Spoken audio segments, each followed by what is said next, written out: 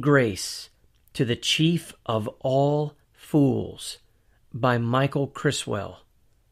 Part 2, The Spiritual Christian Years. Chapter 20, Trusting God in the Wilderness. Quote, "Faith grows during storms. Remember, when you see a person of great spiritual stature, the road you must travel to walk with him is not one where the sun always shines and wildflowers always bloom. Instead, the way is a steep, rocky, and narrow path where the winds of hell will try to knock you off your feet, and where sharp rocks will cut you, prickly thorns will scratch your face, and poisonous snakes will slither and hiss all around you." E. A. Kilbourne.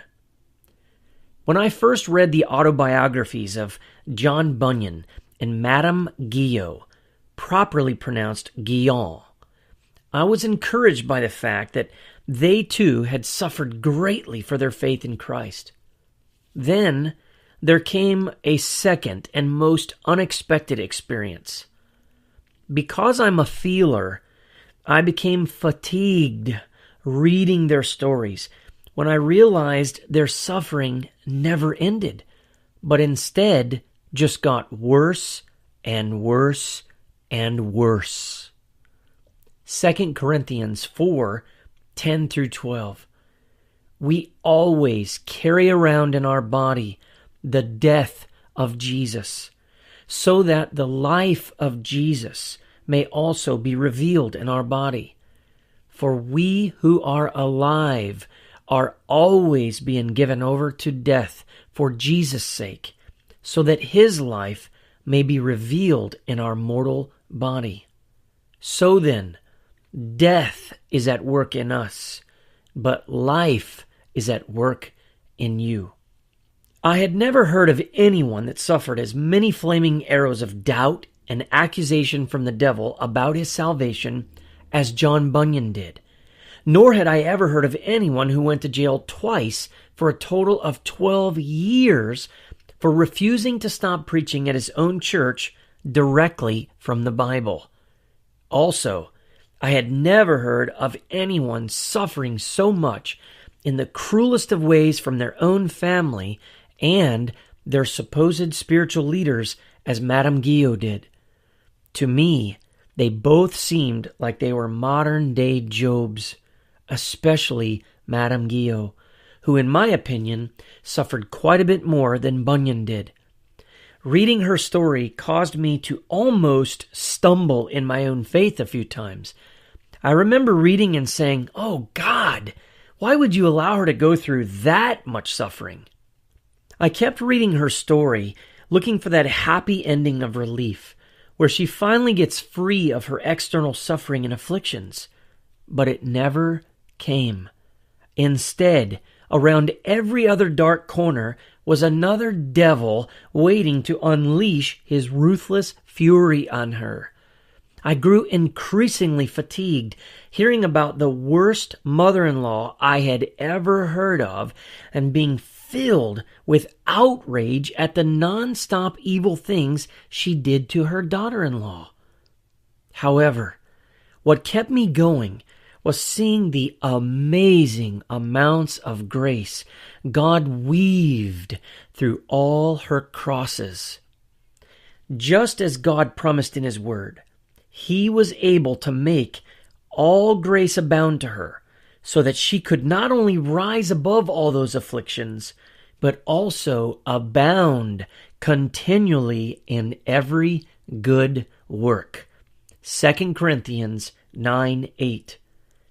Those were the parts of her story that kept me going and eventually left me amazed and filled with admiration for her great love and faith in Christ.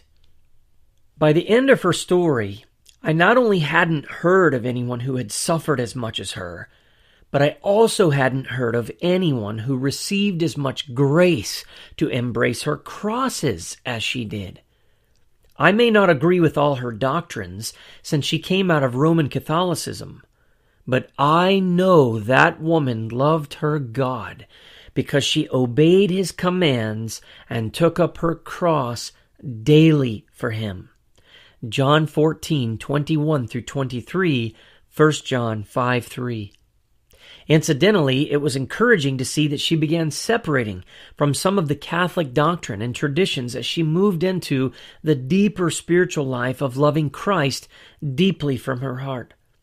She separated from the Catholic doctrine of salvation by works and instead preached salvation by faith through God's grace.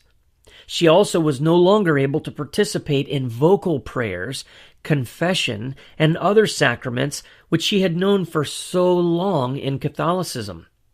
Her love and obedience to Christ was pulling her away from the dead religion she had grown up in, and the more she pulled away, the more she was persecuted. She was thrown into prison for teaching people to pray personally and internally to God, rather than the mindless, heartless, repetitive prayers amongst the congregation. In the end, I closed her book, humbled and inspired, praising God for a woman who learned how to walk with God like she did, a woman who not only embraced her heavy cross for Christ, but who also grew to love it. It was hard to read her story and still believe that God does not have favorites, because she was clearly so dear to him. Many people will no doubt want to meet Job when they get to heaven, including me. But I believe we'll have to wait, because he'll likely still be waiting in an even longer line to meet Madame Guyot, the one whom was also called God's princess. There's no doubt that Job had the worst 2 days of suffering that anyone has ever had. But Job's suffering only lasted for a few months, according to Job 7:3, whereas hers lasted her entire lifetime, starting at the age of 4. I share this because I know some will also experience fatigue as they read my dramatic, seemingly never-ending story. After 18 months of writing, I too am fatigued from having to recall, organize, and relive the unbelievable details and evils of my own story, and especially knowing that there is still so much left to tell.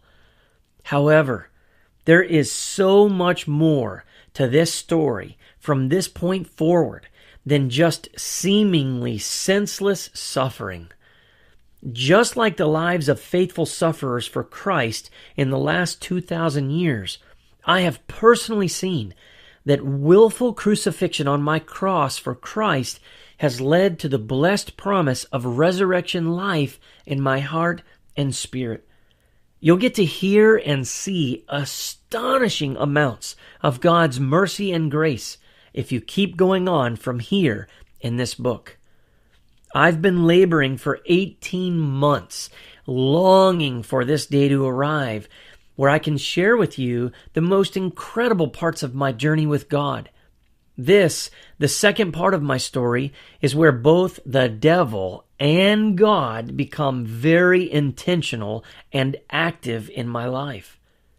To maximize the spiritual impact while minimizing the amount of time it takes to read it, after this chapter, I'm going to change my writing style. I'm now going to switch to a more chronologically ordered summary accounting of just the facts as they occurred in real time, much like what you would see in George Mueller's autobiography. From time to time, I may provide some additional commentary to explain certain parts of the story, but otherwise it will be summary excerpts taken directly from my audio journal recordings on the dates they happened.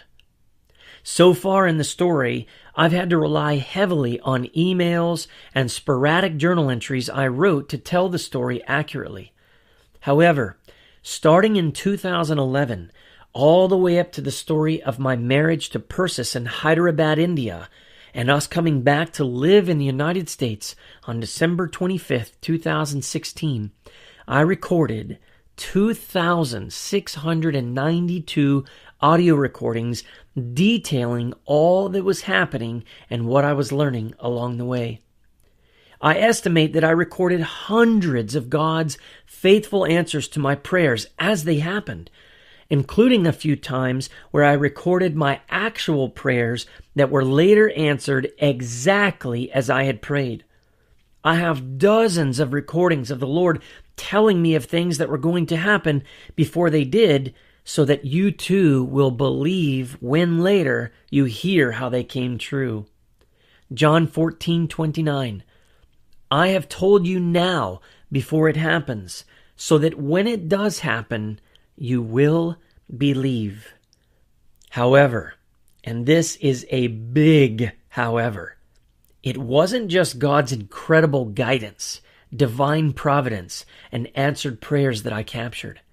I also recorded my greatest ignorances, my biggest failures, my most enticing temptations, my most difficult spiritual battles, my darkest sins, my most painful persecutions, and my scariest doubts.